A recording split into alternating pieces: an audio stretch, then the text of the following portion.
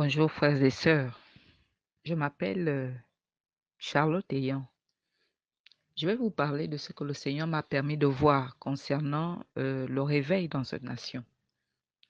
Les gens ont souvent parlé de réveil et les gens aussi en parlent en suivant les témoignages des uns et des autres. Mais moi, je ne relate pas le témoignage entendu de la bouche de quelqu'un. Je vous parle de ce que par la grâce de Dieu, le Seigneur m'a permis de voir. Cela s'est passé en 1997.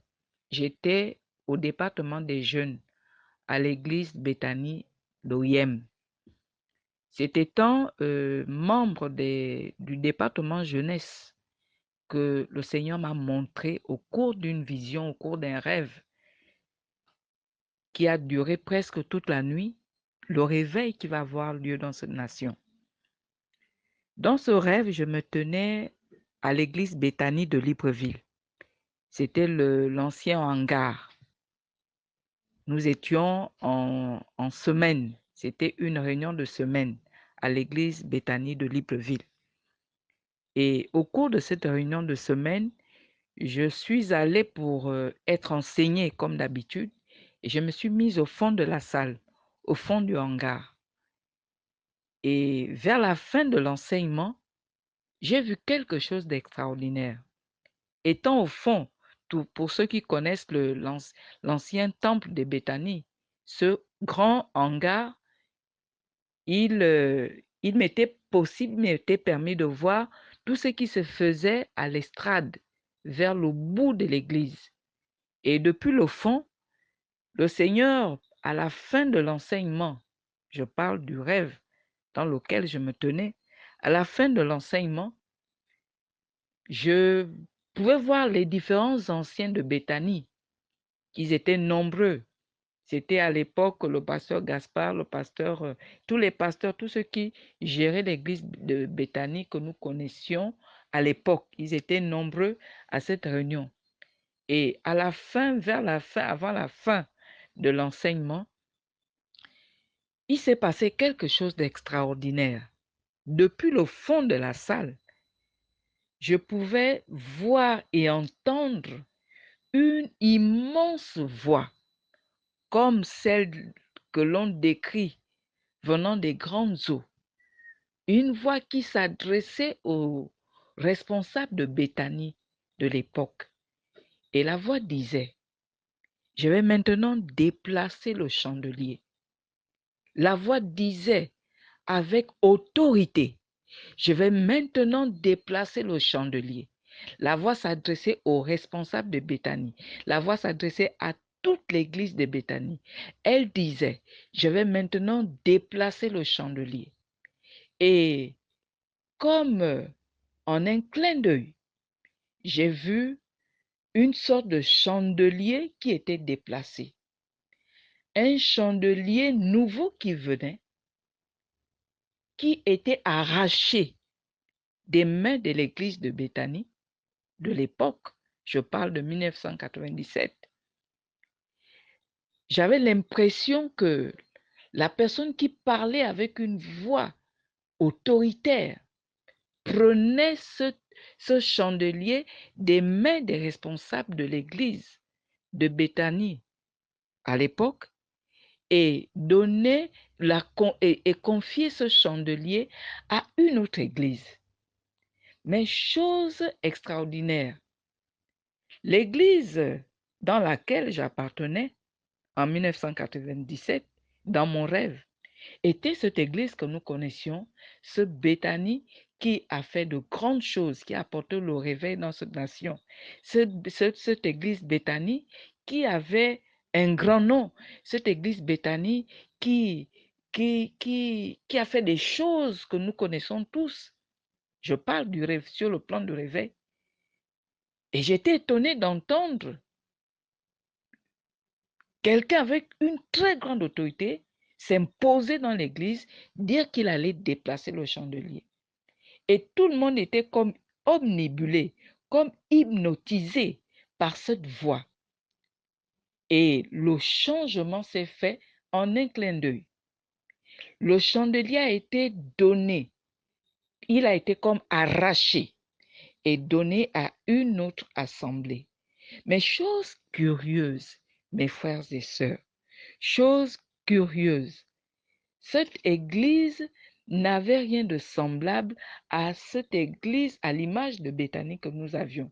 J'avais l'impression au début que ce chandelier allait être confié à une église qui avait la notoriété de Béthanie, qui avait l'image de Béthanie, qui avait certainement un nom.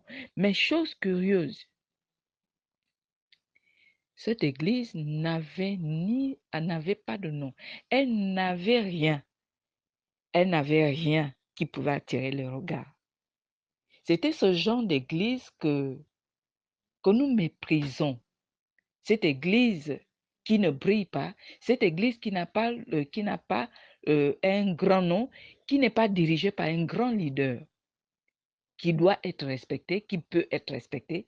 Cette église qui n'était pas dirigée, qui n'avait pas un nom ronflant. Cette église qui n'avait pas de dirigeants connus de tous. C'était une église méprisée par beaucoup. Parce que, bon, elle n'avait rien pour attirer beaucoup de monde. Elle, elle, elle n'avait pas, elle n'avait pas de grands dirigeants.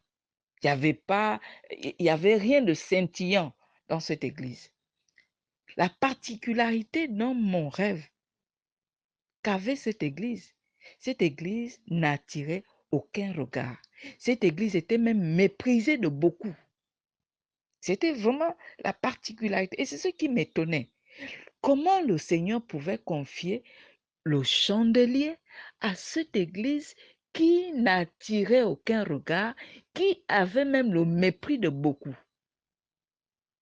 Mais dans mon esprit, cette église avait le respect du Seigneur parce que cette église connaissait le Seigneur dans le secret. Cette église était connectée au Seigneur dans le secret. C'est ce que je pouvais lire, c'est ce que je pouvais voir. Elle avait une relation intime avec le Seigneur. Mais lorsque le chandelier a été confié, mes frères et sœurs, mes mots sont si faibles pour décrire ce que dans mon âme je vois. Je vois encore ces images que le Seigneur pouvait me montrer après que le chandelier a été confié à cette église. Il y a eu comme une obscurité sur l'ancienne église. Il y a eu comme une gloire qui descendait sur cette nouvelle église à qui le chandelier avait été confié. Mais après ce acte, j'ai pu voir ce qu'on appelle, ce que le Seigneur appelle ou ce que nous désirons tant dans cette nation. J'ai vu, mes frères et sœurs, le réveil dans cette nation. Beaucoup expliquent le réveil de Béthanie sous plusieurs formes. Le réveil de Béthanie a été spectaculaire. Le réveil que Béthanie nous a montré a apporté des choses que le Gabon n'avait pas encore connues. Mais mes frères et sœurs, je vous dis que ce que mes yeux ont vu n'a rien à voir. Ce que Béthanie a apporté, si je puis l'évaluer, c'est peut-être un quart de ce que j'ai vu.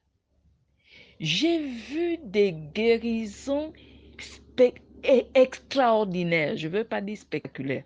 J'ai vu des guérisons, des miracles. La Bible décrit certains miracles.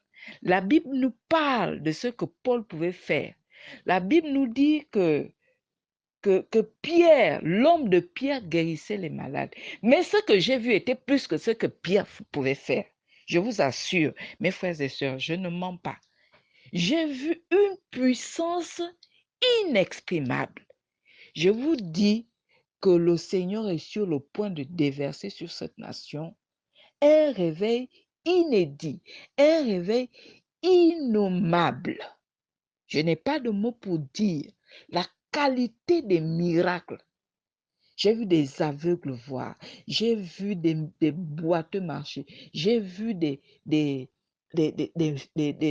des rosicruciens, des francs-maçons, des sorciers, changer de vie. J'ai vu tout ce que vous voyez aujourd'hui, vous voyez dans cette nation, le Gabon. Ce n'est que la préparation, ce sont des acteurs de ce qui va, ce sont des acteurs du réveil de demain. Je suis en train de dire que les francs-maçons de maintenant, les grands francs-maçons de maintenant, les grands rosicruciens de maintenant, la jeunesse ivre de chanvre et de crimes rituels de maintenant, ce seront les pasteurs de demain. Je les ai vus métamorphosés par la gloire de Dieu. Je les ai vus transformés sous le joug de la puissance de Dieu. Dieu est sur le point de délivrer cette nation d'une manière inexprimable. La puissance qui arrive n'a rien à voir avec ce que vous avez vu et entendu. La puissance qui arrive n'a rien à voir avec ce qui s'est passé quelque part. Je vous dis que le Gabon connaîtra une puissance que le monde, je peux dire, n'a pas encore connue. Parce que la qualité de miracle que mes yeux ont vu au cours de ce songe, je n'ai pas de mots pour l'exprimer.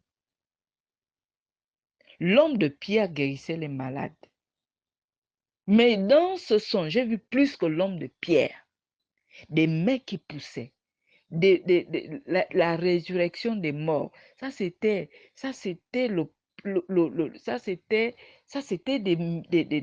des miracles qui n'étonnaient plus personne. Ça devenait quasiment normal, des morts qui ressuscitaient. Le Seigneur a un plan pour cette nation.